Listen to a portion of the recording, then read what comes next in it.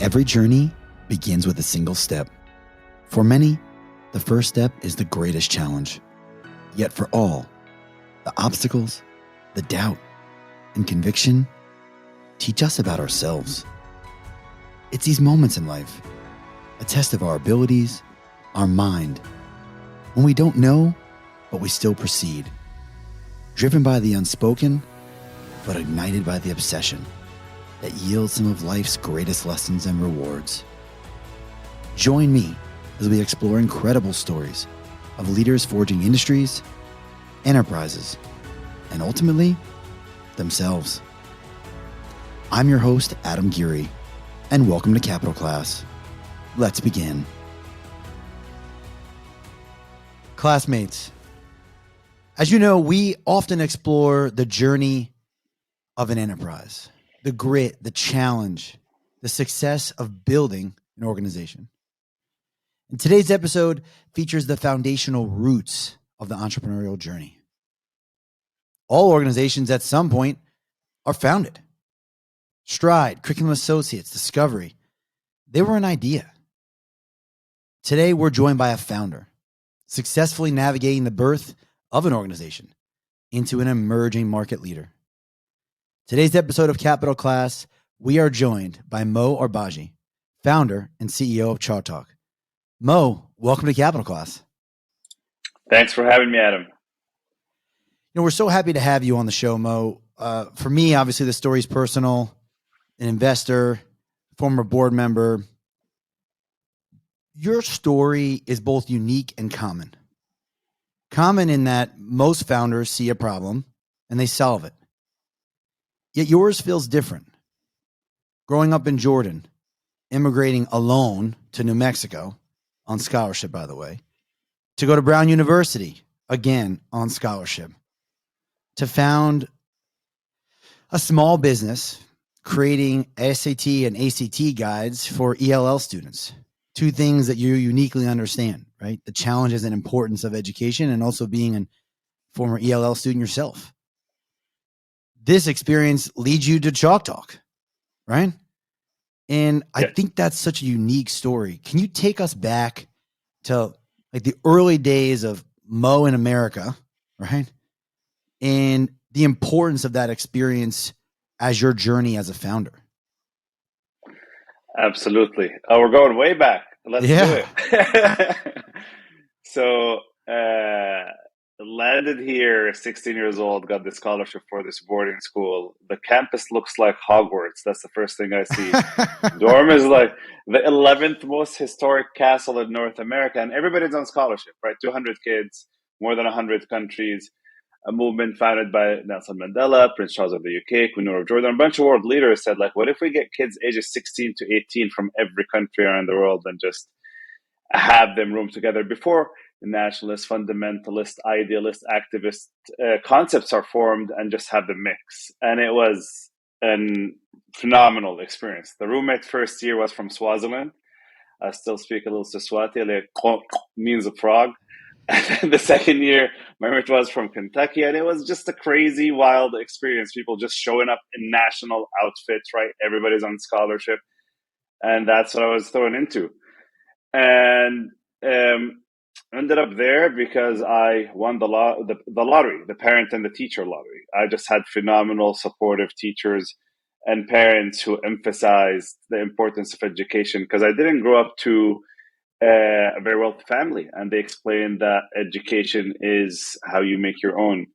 And then from there, Brown was very generous, gave me a full ride, and all throughout there, I was thinking, talent across throughout my journey, I was thinking talent across the world is universal, right? It's everywhere, but access to opportunity is not.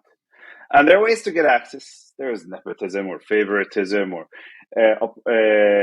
meeting the right person, etc. But education, luckily, is still among the world's greatest equalizer, if I may say, like the world's greatest equalizer. So, I was thinking there's 9 billion people, billion in K-12 schools. That's really the foundation of humanity and the world as an entire planet. And the core skills for success in life is reading, writing, math, and perhaps one technical skill. right? If you know how to read, you enjoy reading, you know how to write a good email, write a blog post, whichever it is. You know math at the most basic, some algebra one, some arithmetic, and you pick up a passion, you're set for life. So when we're reviewing like how do we advance humanity as a whole and give people opportunity and like equalize the playing field, it just stood out to me that K-12 literacy and numeracy is going to be a thing. Is how we start, and started off, summer. Actually, couldn't really go home during winter break, so I stayed on campus. And Providence, Rhode Island's a pretty cold place, so it was an empty campus. So I wrote a few books on SAT and ACT, as you mentioned, for English language learners. That summer break, I knocked door to door in one of the neighborhoods in Amman, Jordan, and got 16 kids to somehow let me tutor them. Fast forward, by the time I graduated, it was a franchise running in 3 countries in Bahrain, Egypt, and Jordan. But it wasn't.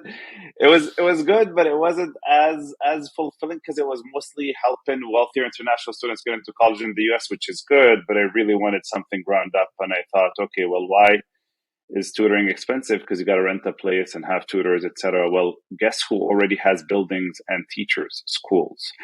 Is there something I could do for $1 a month, or just a very low amount, a couple bucks a month, really, versus tutoring prices are really high, and enable teachers something cheaper than a textbook.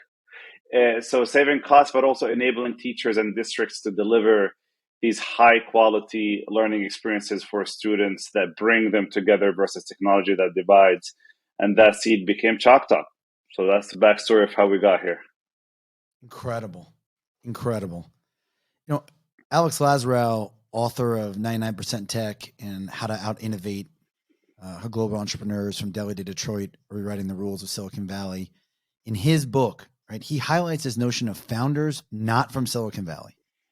Right, founders around the world are creating these incredibly innovative businesses, and that the skills, the shrewdness, the cultural differences that these founders have from their local communities give them an advantage for business success, right? That ability to just make it happen.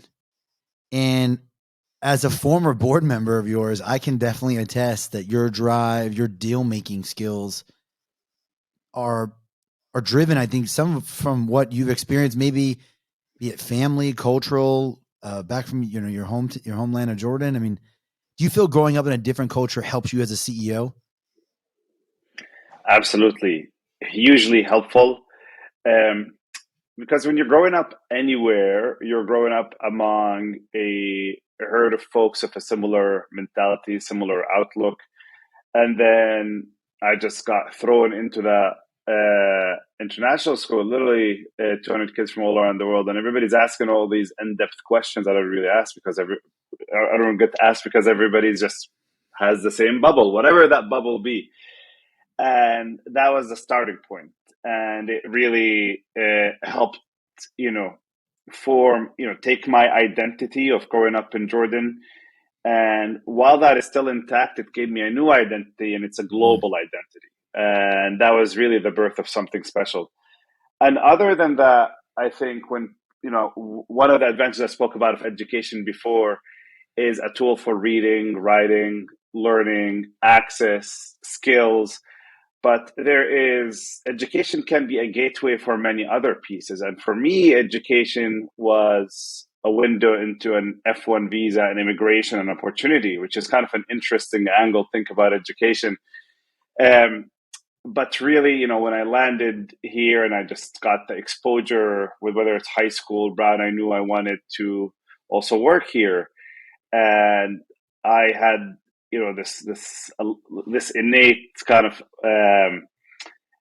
fight or flight response where I really wanted to create something amazing and continue to be in the US. And I actually had just a very long journey. I'm looking right here. I have USCIS gives you the booklet to practice for your citizenship interview. So in about 6 months after being here for more than a decade. I'm due for the naturalization process, and I think that journey of an immigrant and just seeking a better future, and not just for myself but for my family and generations to come, it's definitely played a role in how I chose to make some of these actions and build a life for myself. In some ways, it's a superpower, right? In the sense that, and I'll just speak from my own. New York has a, I don't want to call it a hustle culture. You live there, you see it. It does. It does. And that drive translated for things in my life. And I think when we think about investors and I think just development, right? A lot of that feels like, oh, well, that's something that somebody else does, right? Or that's something that happens in California only.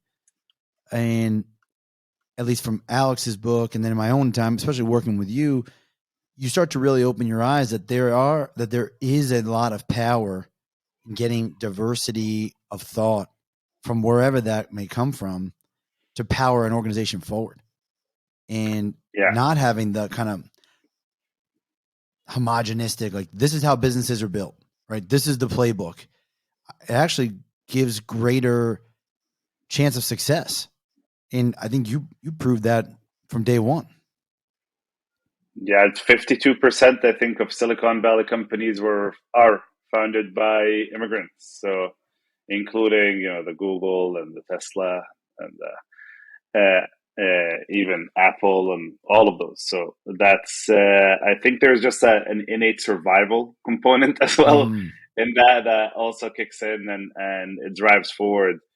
And there's also, you need to be very passionate about what you're doing. And I was lucky in that I found something that I'm passionate about, and was able to change my life with it. And now really excited for working with some of the largest districts in the nation, for helping their students graduate, improve their learning outcomes up to 6 times higher than those who are not using the program. And it's just really gratifying and fulfilling. There's a world of R&D, right? Where like someone goes out and gets a report or they read a book. You took a totally different perspective as you started ChalkTalk, which was you actually went into the classroom to learn what teachers need. How foundational, I think even now as you interact with school districts, but also from when you were building the core pillars of ChalkTalk, how foundational was that experience? Yeah, I'd say that's a learned skill, because that was not the very, very early days. I had a hypothesis and I thought, okay, let's prove it. And we built the wrong thing before we built the right thing. So what happened is, I thought, well, personalized learning was still like a newer thing back in school. And I was thinking, okay, well, let's try to give the students a test, and based on the results, give them videos and questions that cater to their strengths and weaknesses. And there were some success stories of doing these individual learning paths. Companies mostly in the adult learning space, like a masterclass or Khan Academy. And I thought, okay, well, let's go ahead and do something like that. That makes sense. No two students are the same, so they shouldn't be taught the same way. And I approach it from an engineer's perspective, which were 2 of my degrees in undergrad. And the problem with that approach is, when we launched that with a couple of schools, we had 8% completion rate. So we were at a fork. We either say, hey, self-paced online courses like MOOCs have completion rates of 3.5%, so we're more than double that, and wrap it up in a vanity metrics kind of thing, but we know something's off with 8%. Or really dig in and try to understand what's going on. And went to East Boston High School, the largest high school in the city of Boston, Boston Public Schools. Phil, the principal's there, phenomenal educator. He also went to East Boston High School and played sports there when he was younger. And I said, Phil, I'd like to just sit in on classes. And if you allow me, I'd like to actually teach the first few classes and sit and observe teachers also teaching classes. And my goal there was just to understand like what are the building blocks that they're doing that we're not doing. And then I sat there and watched the students use the program that we had, the self-paced at the time. And I remember one of the students, and I thought back then it's the best stuff ever, right? Like personalized to your own pathway. What? That's amazing. And then I saw a student dozing off, and I remember that student vividly. And I talked to him after, and I was like, "Listen, I'm the founder. I'm genuinely getting advice. Like, I'm not giving you a grade. Like, what's going on here?" And he's like, "I work 20 hours." I was like, "Oh wow, that's half a work week. Like, are you that's crazy. So 7 days, like 20 hours." He's like, "No, last weekend." Right, 11th grade student, East Boston High School, high population of low income, homeless population. And he lives with a single mother, and he's the main breadwinner for the family.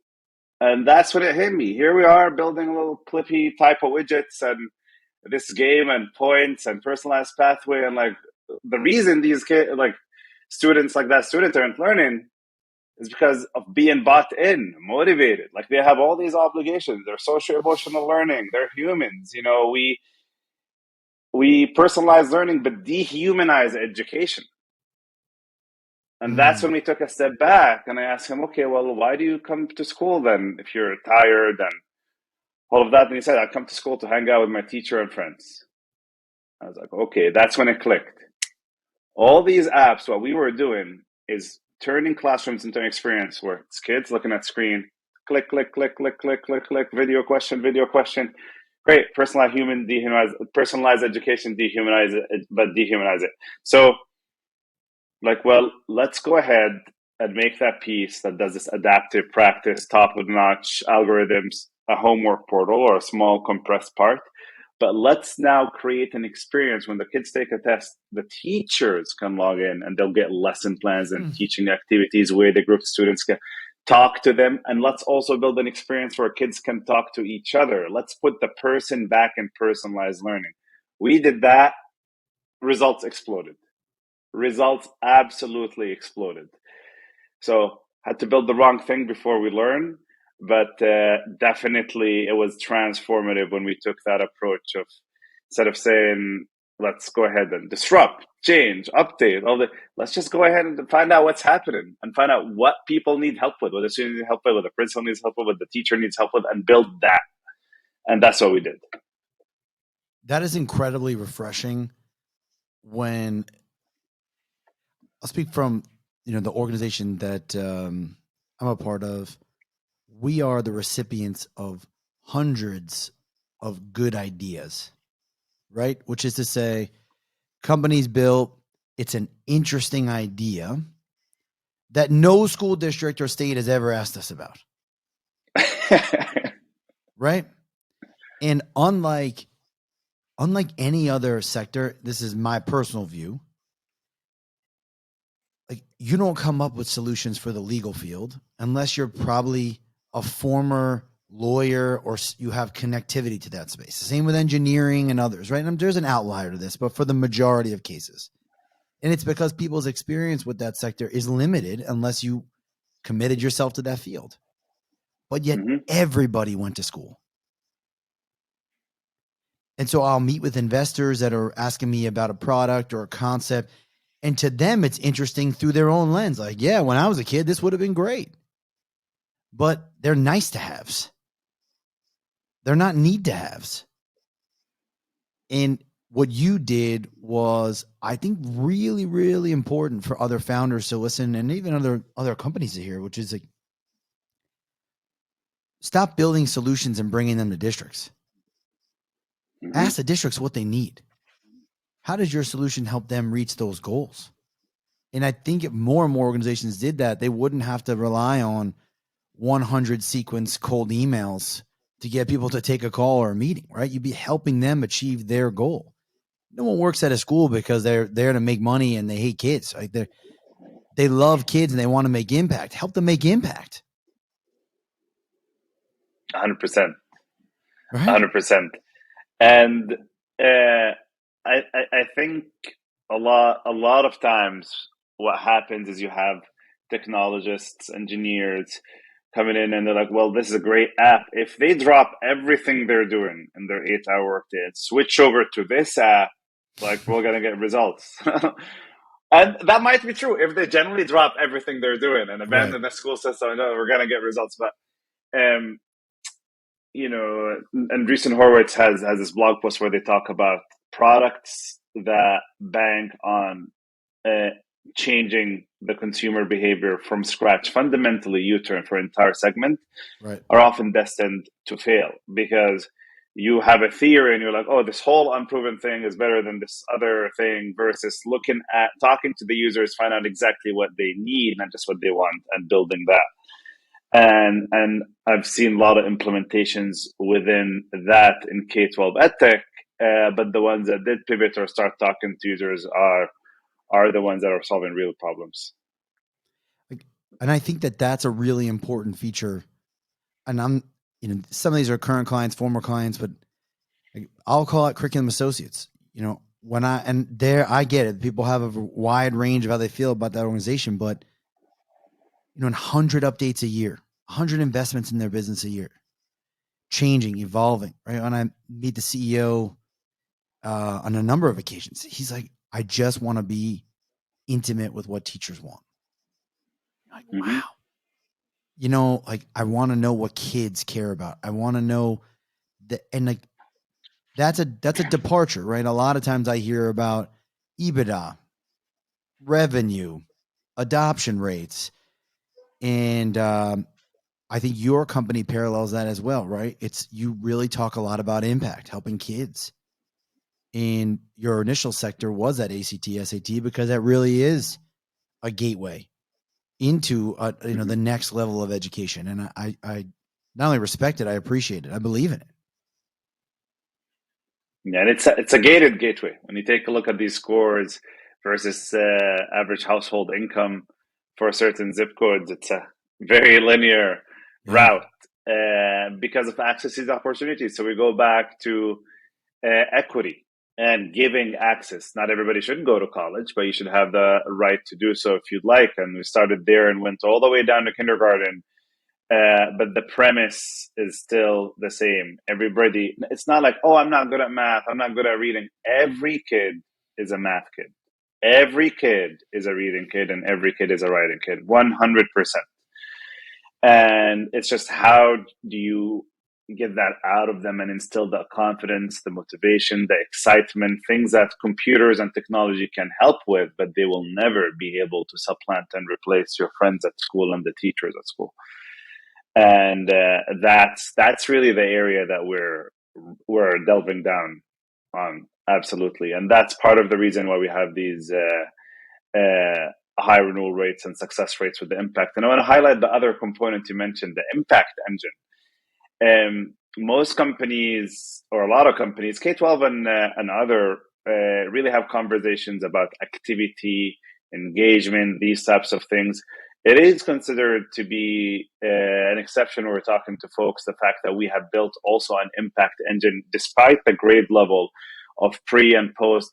Even in the absence of a national benchmark assessment like the SAT or ACT, you were able to do a formative assessment or a unit test or a whole summative assessment, regardless of the grade level before and after. And leading with that level of transparency, and the data is usually greatly appreciated by the districts, or used to see in exclusively engagements reports and activity reports. And that's an area we have a special engagement team dedicated to. They're always expanding on that. What's your view on the role of the teacher, both from the understanding of, I think, the external audience, right? Like what people think outside the room or outside the building, and their value in the learning process? Yeah. So the teacher, they do. I think from the external view, people are seeing, okay, here's a knowledge bank, and that knowledge bank is now disseminating the information to the students. Some people are doing a direct instruction, maybe problem-based learning, collaborative learning, but it's a knowledge bank that is teaching through the dissemination of the information in their bank. But what research has shown is really when what makes the best teachers the best at what they do isn't that they have slightly more understanding of algebra or greatly even more understanding of algebra 1, or they have another tactic that they could employ by a little bit and then get results. What makes them really great and deliver huge learning outcomes for the students is they get to know their students as people for who they Yeah. are. They establish their friendships, they Mm-hmm. develop their secret handshakes, they talk about them about life after school. Perhaps they're also a coach for them for a football team after school. These are the things. So when people say personalized learning, personalizing it down to making the next question adaptive in a practice session, which by the way we do too, is helpful. But the most important part of personalized learning, like the personalizing aspect, is something that teachers do, which is really getting to know their students as people, right? And making them feel like they care about them, they are important, and they can do the thing. You can do math. You can do reading. You can. It's not like, oh, this is the pull-out group, the introvert. Like, oh no, I got to focus with these students. These things really carry a lot of weight with students throughout their lifetime, not just school. And teachers are able to navigate, this distribution of Mm-hmm. information while also navigating the importance of recognizing each student as a person and connecting with them that way have phenomenal outcomes. Mo, I couldn't agree more. For me, bottom line, teachers are champions. Mm-hmm. And they're the conduit to bring all the things, all the tools, the books, the apps, all the research. It's clear, right? It cannot supplant an educator. Mm-hmm. And I, for one, that was my original profession of choice, right? But for a recession, I'd probably be in a classroom. I worry about where we're going with the educator, right? Them feeling less. And maybe that's just a few voices screaming it from the rooftops, and the majority feel this way. I greatly appreciate the teachers that teach my daughter and soon to be son. But I don't know, Mo. I think we've tried to take so much of the educator and simplify it or homogenize it, right? Every educator does this. And I think what some of the best educators have proven is, to your point, right? It's not about being a master of the content. It's about being a master of the children. Mm-hmm. Absolutely. And yeah, I couldn't agree more. I mean, that's a great summary. And one of the points that you're talking about is that teachers are burnt out and they feel underappreciated. 2022 was dubbed by many leading publications as the Great Resignation. Mm-hmm. Teachers were leaving in droves and at an unprecedented rate. So we have folks who are teaching, with ChalkTalk Algebra 1 courses right now around the nation who are driver's ed teachers or athletic coaches, and they're just picking up. And we make it intuitive for folks to come in and help teach. But when we're talking with administration, teacher shortages are real. And when you take a look at the research, teachers have the highest burnout out of any other profession in the US, more than 50% the average of all other industries combined. Again, more than 50% average of all industries combined, higher even than nurses, which track second. And the pay isn't fully there.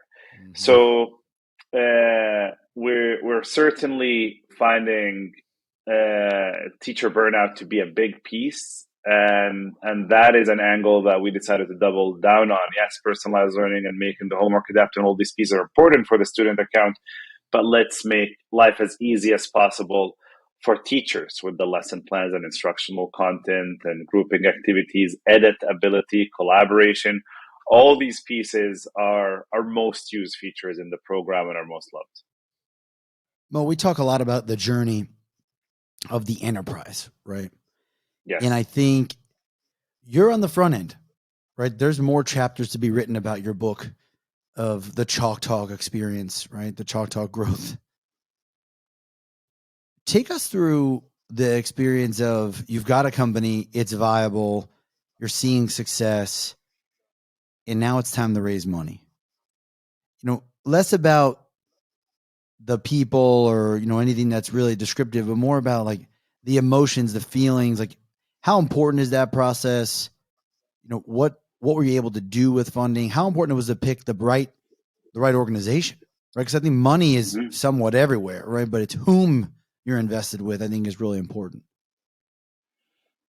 Absolutely. Great question. It's suddenly a second full-time job on top of your already full-time job that's already longer than a full-time job because you're growing and you don't need to hire other people. So now you've got three jobs and you can't really pause one. You just really can't. You've got to somehow figure out how to get back some of that time, and I started installing some apps, some which are really helpful, like Superhuman, really cut down a couple hours a day from email and a couple of other things, but you're literally optimizing down to the minute to regain some of that time back. And starting this, when you have to put down a whole plan and be strategic about it. So we went through an accelerator program right before the raise with ERA, phenomenal group based out of New York City, and then we had demo day, and ahead of demo day, where they invited a lot of investors, I went ahead and there was Audrey Waters, who writes a lot of edtech blogs. She has a GitHub where she documented all the edtech investors and which investments they made, that and Crunchbase, and I scraped all the data and made a database of everybody who's invested in edtech, from very specialist edtech funds to even Ashton Kutcher and Adam Levine were on there because they put in some money in some company through their investment funds from 2010 until 2020. Everything is just fully there, documented. And then I stack ranked all of them based on who is K-12 or who might have strategic value add. For example, we had a lot of traction in Florida because we focused on Florida. Florida, California, and Texas have more than a third of the students in America, but each of California and Texas have more than 1,000 districts. Florida, 67. So you're really able to maximize your impact footprint quickly if you operate there. And with all these variables that are important to us, K-12, B2B, perhaps Florida representation, all these things, we went to the demo day, and then we got to meet some of these folks on that list and tapped Florida funders for leading the round, and which is how we're introduced, and that was absolutely a great journey.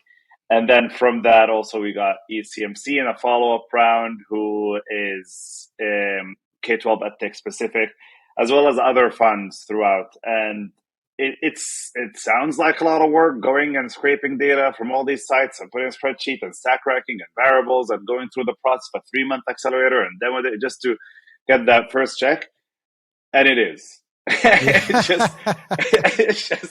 it just is. Yeah. And we did it because we enjoyed the journey, but also that's really what goes behind the scenes in raising a fundraising round, especially if you want to bring the right folks on board and not just get a check. I think a lot of entrepreneurs approach investing as a one-sided conversation of like, hey, what can I portray myself on the best side to get the check, and then I just leave it and operate.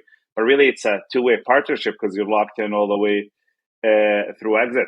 And so one of the questions that I always ask is, what are some of the ways that you've helped your portfolio companies add value to your portfolio companies outside capital injection? Do you do follow-ons? Have you invested in EdTech? Have you invested in K-12 EdTech? Who are your advisors in the space? And that's really important. Not only is it just to add value, but it also shows credibility that you're also doing your research, right? So all of that went into that first funding round, venture funding round, and it was a learned process.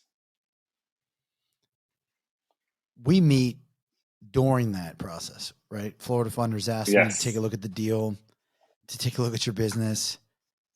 I immediately fall admittedly, head over for you, right? And I'm like, this guy's great. You get your first check, and I feel as if the founder world, and admittedly, I don't have experience in this, right? We have bootstrapped strategists, so it's a little different. It seems to me you have to walk a tightrope. All founders who take investment. One is this pull of growth. Everybody wants more growth, reporting more growth, showing more growth, right? There's kind of this trickle down of people you're answering to on the growth side. But then also being prudent, which is historically code word for slow. You've navigated this quite well, but also have had to make some tough decisions. When you reflect on even the early days of your business, any sort of lessons learned in that process? Yeah, I think the most important piece, and I really appreciate that framing. I think a lot of people, when they hear that question, they'll be able to relate to it even outside K-12 and EdTech as folks who raise money. I I think the most important thing is being transparent and over communicative about the plans and radical candor about what's going well, what's pivoting, what you're doing, because you're bringing them in as part of the process, the leading indicators, not just the lag indicators of once a year. Here's my update, right? And they're getting to see you work through that process. And I think for K-12, entrepreneurs, especially for some founders at K-12 space, there is a sales cycle, especially if you're selling directly to school districts. So if you run the course, they're going to get their money on July 1st, and they'll end the Q2, lots of Q3. There's going to be a lot of activity. Q4 is more about the lead generation. Q1 is more about the demo. And then after that, they put you in the budget in Q2, and Q3 is the release of POs. And it does cycle. And I think it's really important to, if you don't work with a K-12 specialist investor, to be able to share that information, because it's your responsibility as an entrepreneur to be able to share that. And we got lucky in that you were introduced by the fund and you're able to share that information, and we were aligned on the same page there. But that doesn't mean that for sure. And that doesn't mean that like you, just because they know that it's like an annual sales cycle, a little bit longer, you cannot not grow, because it's really important, even as a business, to have impact that keeps extending. More students need this product for their impact. The sales cycle might be a little bit longer, but a year-on-year basis, you're able to show that accelerated growth. And in 2021, we tripled US-based revenue. In 2022, we ended the year tripling again. We're in the multi-million-dollar ARR club, and this year we're tripling again. And it doesn't happen on a weekly basis, right? Sometimes not even monthly, but progress is monumental on a weekly or monthly basis. So you just got to be looking at the right KPIs. And for anybody who has seasonal business and being able to get really close with the funds and just sharing knowledge, because everybody would love to learn, is really important for you all to stay on the same page and not have any misalignment. It's really important for you guys all to have the same conversation versus there be two parallel conversations and email exchanges in between. How do you measure progress? Not just revenue, right? Those are tangible numbers, but what people don't see, and I'll compliment you, I get emails and calls from you at 9, 10, 11, right? Weekends, holidays, how are you measuring progress today versus maybe when you started? Absolutely. I'll tell you the first thing that jumped to mind, then I'll tell you the formulated answer. The first thing that jumped to mind immediately is we have a Slack channel called G_customer feedback. And it's literally anybody who's talking to a customer of the company, usually account manager, customer support, just posting quotes. Wow. Right? Like one quote that we got was from Miami. I think it was Ferguson High School. And they talked about 90% graduation rate for kids who literally took the Florida State test first and then failed. They took it once, they failed. They got enrolled in ChalkTalk, one semester, 90% passed. Wow. The teacher is Pascal. There you go. And when we see that volume, and now it's volume, right? Like it's frequency. It's not like, oh, once every couple of months or something. There's a high volume of quotes in there. There were a couple yesterday, a couple today already.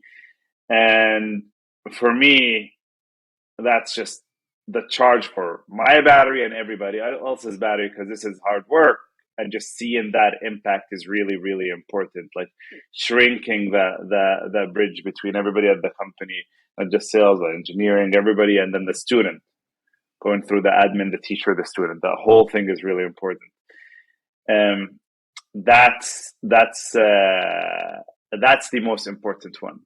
Now, the second part of my brain goes towards the mechanical KPIs and all these pieces. I'm a big fan. Like as you first start, you're looking at smaller things, but as the company grows, things become aggregate. So finding compound KPIs that give you a really high level view if the sector, whatever that sector is within the company, is crushing it, extremely healthy, or it's something that might need additional support, is really important. Good example is magic number, which is a number that means how much you spent on sales and marketing, including the commissions and benefits, etc., and software, versus how much was that able to generate. And if that number is above 1.5, that means that people really like what you have and you keep staying the course. There are other KPIs like this within sales, within engineering, within product, within content. These are all the leading measures, and then the lagging measure is these quotes and these customer conversations. I still do these the large district teacher trainings till this day. Fly out there, waking up at 4 a.m., 5 a.m., get the donuts, go to districts, and just talk to administrators, the teachers, and have these conversations. That's the most important thing. And the last thing I'll add here is it's funny you brought up curriculum associates earlier, because I know I believe the CEO still interviews no matter how large the company is, they still interview every single person the company brings, and it's a different angle of the same card of being able to do all these in-person trainings and have the direct communication. The minute you step away and you're only looking at the KPI dashboard, that's when you start being disconnected and you make really bad decisions. Mo, I love it. Mo, a lot of entrepreneurs begin to embody their business, right? Their business is their life. It's how they present themselves. And that makes it hard to turn off, unplug. What is it that people don't see about you, right? How do you recharge? How do you reset? Yeah, I believe, I think work-life balance is perhaps a misnomer. It's like work-life contrast. You show up to work, you are excited about what you do, and you have intentions without attachment to the outcome, meaning you just do your absolute best and don't get paralyzed by stress or anxiety. What if this goes this way or that way? Like you're just going in maximum number of hours you can, because it's what you enjoy. Sure. And then everybody has their way of relaxing. And for me, I really enjoy music, write some spoken word, make some beats, lots of quality time. I'm really big on quality time.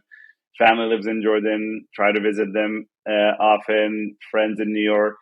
So really big on these parts and savoring the limited windows of free time whenever I can. We actually have a portion of our team as well in Jordan, and Jordan works Sunday through Thursday, and US is Monday through Friday. So I'm on 6 days a week.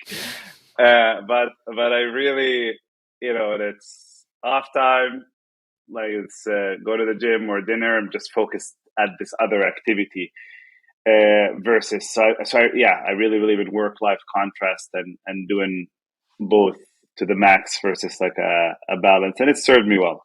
We'll I see what love it. happens when get married and have a baby. Probably it's gonna be a whole thing, but that's what I've been doing. I say this to our team, right? It's about, at least for me, when I'm at home, my family, I'm 100% home, my family. And when I'm at work, I'm 100% at work. And I'm okay. Some have said, oh, isn't that balance? Maybe, right? Like I go away and I turn my phone off, and like the business will live. If it doesn't, frankly, we have a weak business. And I think that there's a lot of importance for me. Leaving the business is really, really refreshing, because I generally come back like eager, like what happened? Where are we? Right? Like, and the team has created so many new things. It's like, to me, that's a litmus test. Like if I'm excited, turn back on the phone, figure out what's going on, check up with my team. You know, my partners, I have 7 now. Not uncommon to be on a weekend or driving home and just to call one of them. And not for work, just to talk. And I think that there's that 100%. that recharge, at least for me, like allowing that, to your point, this contrast is really important. And I don't apologize for it. I'm okay with it. And my family knows this. You know, I won't be at dinner on my phone, and I won't be with friends writing emails.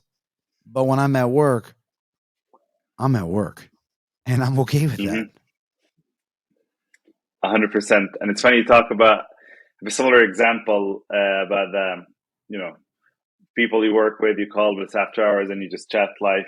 You know, our COO Eddie, I've known him for a decade. We roomed together shortly after college, and for actually 5 over on and off different courses, 5 years between San Francisco, Boston, New York, and we're really good friends. And I was best man at his wedding, and a great person. And I never actually thought about this until you said it. But when I'm at work, it's just like normal, like that's the norm. Slack calls, etc., Zoom, and we're just dialed in, and we both work long hours.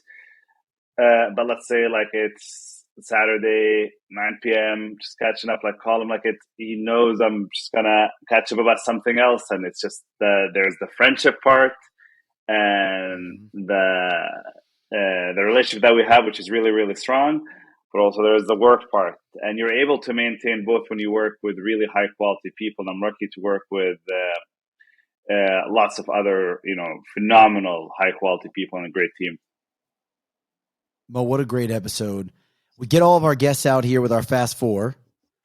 Okay. It's a rapid answer. And, the more candid, the better.